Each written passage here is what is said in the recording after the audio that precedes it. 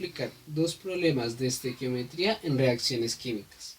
El primer problema nos dice: las bolsas de aire, airbags, que se utilizan en los autos, funcionan gracias a la reacción de descomposición de la ácida de sodio, NaN3, en sodio y nitrógeno. La reacción inicia por sensores que detectan los choques e inician eléctricamente la descomposición, liberando el nitrógeno que llena la bolsa. Entonces lo que nos pide el problema es: determine los gramos de ácida de sodio que se descompone cuando se llena una bolsa de 20 litros de capacidad a 20 grados Celsius y a una presión de 560 milímetros de mercurio. Para poder resolver este problema necesitamos hacer uso de la ecuación de gases ideales, la cual está dada por presión absoluta por volumen, que es igual a moles de gas por la constante universal por temperatura. Lo primero que tenemos que hacer es despejar N, ya que lo que nos piden es un dato de masa y N es los moles de gas. Entonces, moles de gas es igual a la presión absoluta por volumen, todo esto sobre la constante universal por temperatura. Entonces, como la ecuación nos pide la temperatura en kelvins y la presión en unidades de presión atmosférica, estos dos datos tenemos que convertirlos a la unidad que nos piden. Primero lo que hacemos es pasar la temperatura de grados Celsius a Kelvin. Como podemos ver, aquí está la conversión de grados Celsius a Kelvin, que sería 273,15 más los 20 grados Celsius, que eso nos daría 293,15 kelvins. Ahora, tenemos que hacer la conversión de la presión. Entonces, 560 milímetros de mercurio, hacemos un factor de conversión en el cual nos dice que una unidad de presión atmosférica es igual a 760 milímetros de mercurio. Hacemos la operación, como miramos, se cancela milímetros de mercurio con milímetros de mercurio y nos quedan unidades de presión atmosférica. Eso nos daría 0,737 unidades de presión atmosférica. Ahora, ya con los datos convertidos en las unidades que necesitamos, podemos proceder a resolver el problema. Lo primero que tenemos que hacer es formular la reacción química. Como podemos ver, ácida de sodio produce sodio más nitrógeno. Luego de esto la balanceamos, como podemos ver acá, y ya con esto podemos pasar a hacer uso de la ecuación que anteriormente despejamos, en la que quedaría número de moles de gas, que sería igual a 0,737 unidades de presión atmosférica por 20 litros, todo esto sobre 0,0826 unidades de presión atmosférica por litros sobre mol por Kelvin, que este dato sería la constante universal de los gases ideales.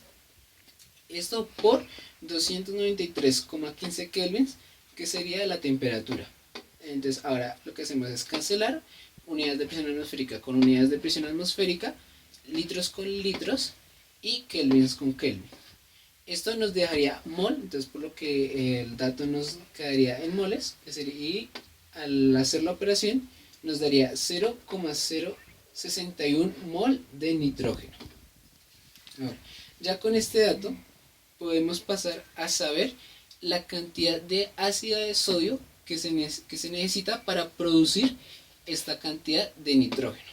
Entonces, lo primero que tenemos que hacer es pasar las moles de nitrógeno a las moles de ácida de sodio, ya que lo que nos piden es la cantidad de ácida de sodio. Abrimos un factor de conversión en la que decimos que por cada 2 moles de ácida de sodio se producen 3 moles de nitrógeno. Ya con este factor de conversión podríamos saber la cantidad de moles de ácida de sodio que se necesitan para producir el nitrógeno. Pero como el problema lo que nos piden es la cantidad de gramos, tenemos que pasar la cantidad de moles a gramos. Entonces directamente abrimos otro factor de conversión en la que con la masa molar de la ácida de sodio la cual es 65,01, que eso equivaldría a un mol de ácido de sodio, y con esto ya podemos hacer la operación que nos daría 2,6 gramos de ácido de sodio. Ya este dato ya está redondeado, ya que como podemos ver en este dato, está a dos cifras significativas, por lo que lo redondeamos a dos cifras significativas. En conclusión, podríamos decir que se necesitan 2,6 gramos de ácido de sodio para llenar la bolsa de 20 litros de capacidad a 20 grados Celsius y a una presión de 560 milímetros de mercurio. Ahora seguimos con el siguiente problema. A la hora de diseñar un cohete espacial, los ingenieros tienen una gama de opciones. Para cada combustible hay un respectivo oxidante, pues un cohete debe llevar su propio oxígeno. A la combinación entre oxidante y combustible, ambos igual de importantes, los llamamos propelente. Sin embargo, la hidracina N2H4 y el peróxido de hidrógeno H2O2 se usan principalmente para el combustible para cohetes. En la reacción entre ambos se produce N2 y H2O. Entonces, para poder solucionar este problema, lo primero que tenemos que hacer es establecer la fórmula y ajustar la reacción. Como nos dice el problema, la reacción ocurre entre N2H4, la hidracina, más H2O2, que es el peróxido de hidrógeno. Esta reacción da como resultado N2 más H2O. Ahora tenemos que mirar si se tiene que balancear. Aunque aquí ya está balanceada, si no tomamos en cuenta estos números, daría 2 de nitrógeno y de este lado 2 de nitrógeno, estaría bien. Ahora, con el hidrógeno, 4 de hidrógeno más 2 de hidrógeno darían 6 de hidrógeno. Pero de este lado solo hay 2 de hidrógeno, por lo que se habría necesidad de balancearla. Luego de balancearla, como ya está acá, los nitrógenos quedan iguales. El hidrógeno queda 4 más 2 por 2, 4, y 4 más 4, 8. Y de este lado 4 por 2 daría 8, por lo que ya se establece la igualdad, por lo que ya estaría bien. Y por último, el oxígeno, 2 por 2, 4 de oxígeno, y de este lado 4 por 1, 4, y 4 oxígenos de cada lado, por lo que ya estaría bien balanceada la fórmula. Ahora nos preguntan, ¿cuánto peróxido de hidrógeno con el 90% de pureza debe mezclarse con cada gramo de hidracina? Para este caso tenemos que coger el único dato que nos da la pregunta, la cual es 1 gramo de hidracina. Y con esto tenemos que buscar cuánto peróxido de hidrógeno reacciona con esta cantidad de hidracina. Entonces primero tenemos que hacer un factor de conversión con el cual pasemos esta cantidad de gramos a moles. Para esto necesitamos saber la masa molar de la hidracina, la cual está acá, 32,0456 gramos. Y con esto ya tendríamos la cantidad de moles. Luego esto tenemos que pasar de moles de hidracina a moles de peróxido de hidrógeno. En donde decimos que para que la reacción ocurra, cada 2 moles de peróxido de hidrógeno debe haber al menos 1 mol de hidracina. Ya con esto tendríamos la cantidad de moles de peróxido de hidrógeno que se necesita para que reaccione con esta cantidad.